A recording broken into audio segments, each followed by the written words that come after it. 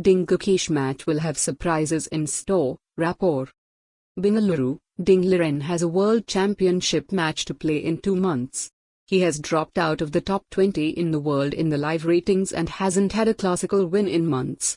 His challenger to the world title, Gukesh, has just had a rampaging 9/10 individual and team gold run, and moved up to be ranked number 5 in the world. The 18-year-old Indian, on the cusp of 2,800, is already being seen as an overwhelming favourite against the reigning world champion. There's one guy though, who was there to throw an arm around Ding after every round during last year's World Championship, and he is counting on a fight back. For most of us, to become a world champion is just a dream. Rapport, who worked with Ding as his second during his 2023 match against Ian Nepomniachtchi, told Height in an interview. People can, attack Ding and say whatever they want. He was the world number 2 for a really long time. I think how he will play the match is going to be very different from how he plays these tournaments. He knows he has a chance to defend his world title. I don't think the match will be as one-sided as maybe people back in India would like it to be. During last year's match, Ding was emotional and offered revealing answers about the state of his mind during post-game press conferences.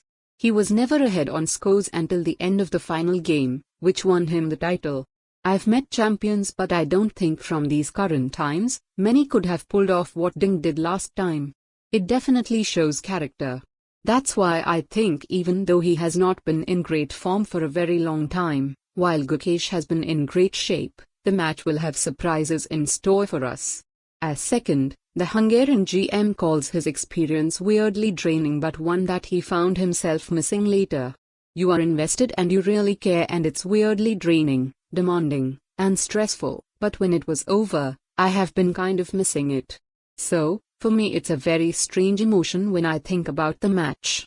Beyond his creative opening ideas, Rapport also offered Ding emotional support in what appeared to be a challenging match for him, as he struggled to keep himself together. Our collaboration may have ended, but we are still on friendly terms.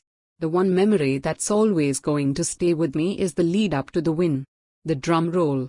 You know that he's going to win the game, because Ian played on for kind of forever. Rapport laughs.